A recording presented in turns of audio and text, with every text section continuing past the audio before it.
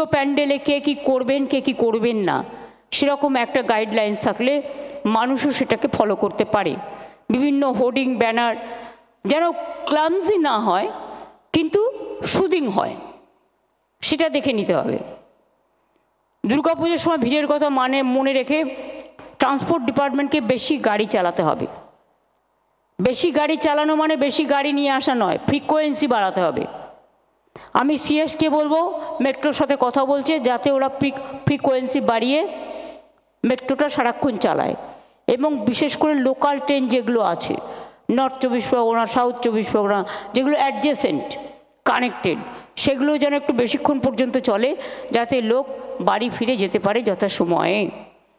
কোনো রকম কোনো ঘটনা ঘটে গেলে হসপিটালগুলোকে অ্যালার্ট থাকতে হবে, অ্যাম্বুলেন্সগুলো রেডি করতে হবে। আমি অলরেডি এমপিল্যাড থেকে প্রায় 300 আইসিসিউ অ্যাম্বুলেন্স করে দিয়েছি, এখনও উদ্বোধন হয়নি কিন্তু রেডি প্রায় হওয়ার মুখে। সেগুলো কাজে লাগানো যেতে পারে, তাতে এক্সরে মেশিন থেকে শুরু করে অক্সিজেন সিলিন্ডার সব কিছুই আছে। ভিকেল মুভমেন্ট এটা অবশ্য পুলিশ খুব ভালো সামলায়, কিন্তু সামলায় বলে আমি এখনই অ্যাপ্রিসিয়েট করব না। যেটা আগে পর্যন্ত হয়েছে অফকোর্স আমি করব, এবারেও কিন্তু সেটা করতে হবে। এবং পুজো কিন্তু দেখার মরশুম এবার তাড়াতাড়ি পড়বে, তার কারণ যেহেতু বিশ্বকর্মার দিন থেকে 17 তারিখে বিশ্বকর্মা পুজো কিনা আমি জানি না, 17 সেপ্টেম্বর জেনারেলি হয়, 21 তারিখে হচ্ছে মহালয়, আর আমি তো মহালয়ের আগে থেকে পুজো উদ্বোধন করতে শুরু করি। সুতরাং রাস্তায় কিন্তু মানুষ নামতে শুরু করে। পুলিশের কাজটা আগে চতুর্থীর দিন থেকে নামতো, কিন্তু এখন পুলিশকে আগে থেকেই নামতে হয়। দেখে নিন কোন ক্লাব কি পুজো করছে, কি থিম করছে। অনেক সময় কেউ এমন করে ফেলে যে স্ট্যাম্পিড হওয়ার সম্ভাবনা হয়ে যায়। ভিড় টানবেন ঠিক আছে, ভিড় টানতে গিয়ে মানুষের জীবন দিয়ে নয়। আর কিছু টিভি মিডিয়াকেও আমি রিকোয়েস্ট করব, ওর ওখানে কত ভিড় আর ওর ওখানে কত ভিড়, ভিড়ের কম্পিটিশন না করে আপনারা মানুষ দেখান, এবং যাতে কেউ কোনো স্ট্যাম্পিডের মধ্যে না পড়ে। সব পুজোই তো পুজো, শুধু ববি আর অরূপের আর সুজিতেরটা দেখাতে হবে তার কি মানে আছে? সবারটাই দেখানো উচিত, তার কারণ শুধু 4 জনের হয়ে যাচ্ছে 1 2 3 4, বাদ বাকিরা কেউ কোনো সুযোগ পায় না। এবারে নতুন করে ভাবুন,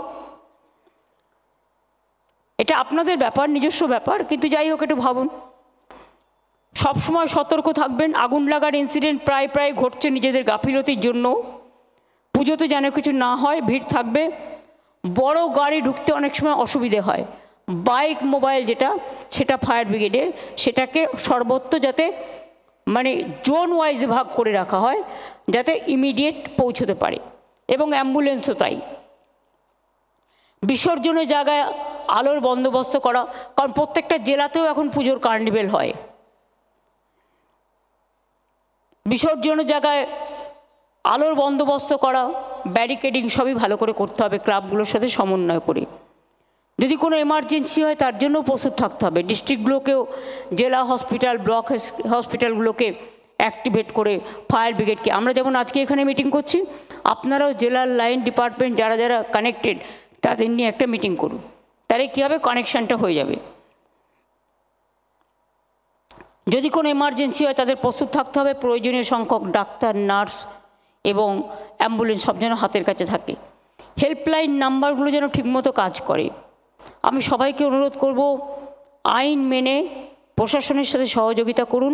পুজো সংগঠকদের সাহায্য ছাড়া এই কাজটা কিছুতেই হতে পারে না, কারণ আপনারা আমাদের সবচেয়ে বেশি বড় হেল্পলাইন।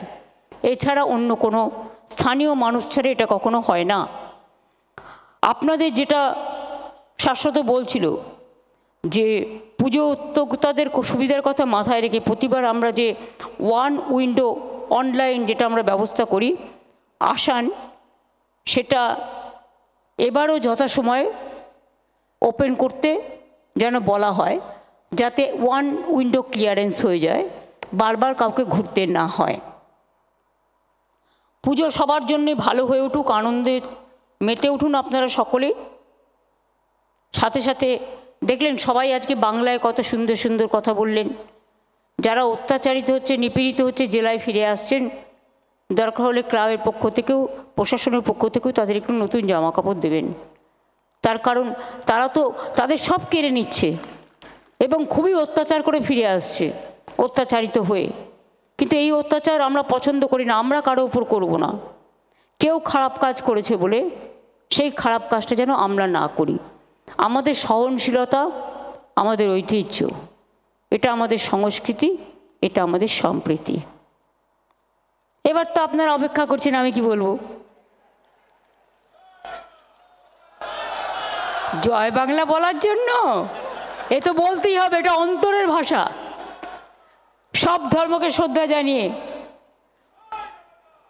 আচ্ছা প্রথমে বলি আমি ইলেকট্রিসিটিটা, প্রথমে বলি বিদ্যুৎ। আমি সিএসসি যারা এসছেন তাদের থ্যাঙ্কস, কথা বলে নিয়েছি এবং আমাদের পাওয়ার ডিপার্টমেন্টও আছে রাজ্যে, সারা রাজ্য জুড়ে। আগের বার ওরা 75% কনসেশন দিয়েছিল, এবার ওটা 80% করে দেবে।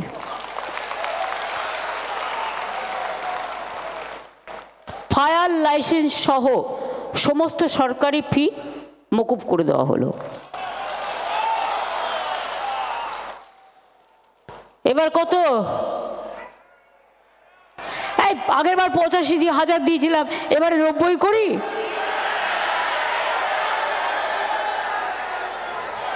আচ্ছা দেখি কোন কারা কি চায়। 90, 95, 1, ওকে 1,10,000।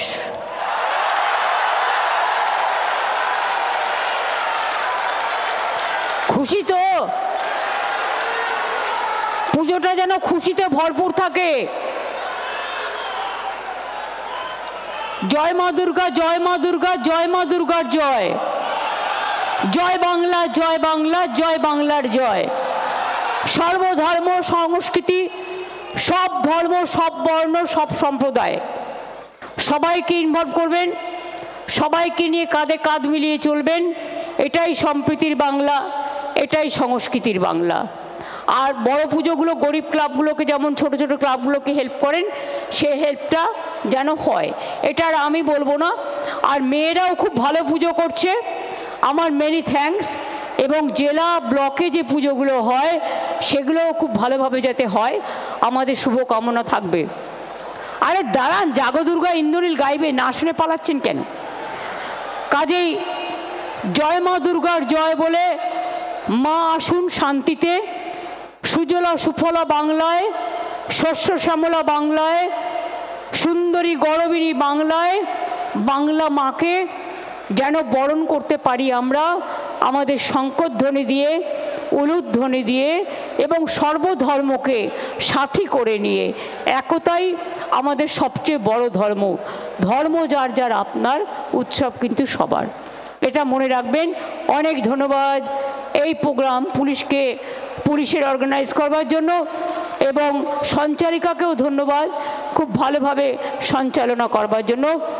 আমার ডিজি, সিপি, হোম সেক্রেটারি সবাই আছে আমার সাথে, বক্সিদা, ববি, অরূপ, দেবা, সুজিত, শশী, শোভনদা, চন্দ্রিমা, নন্দিনী সবাই আছে। এবং পেছনেও মোহনবাগান, ইস্টবেঙ্গল, মোহামেডান থেকে শুরু করে, আইএফএ থেকে শুরু করে সবাই আছেন। নির্মলদাও আছেন, ওদিকে দেবারাও আছেন, কাউন্সিলররাও আছেন। যদি কারো নাম বলতে না পারি মনে রাখবেন, এটা আমার অক্ষমতা নয়, এটা সক্ষমতা। তার কারণ হচ্ছে সময়টা খুব দামি। তাহলে সবাই ভালো থাকুন। এবার আমি ইন্দ্রনীলকে দিচ্ছি। জয় বাংলা, জয় মা দুর্গার জয়।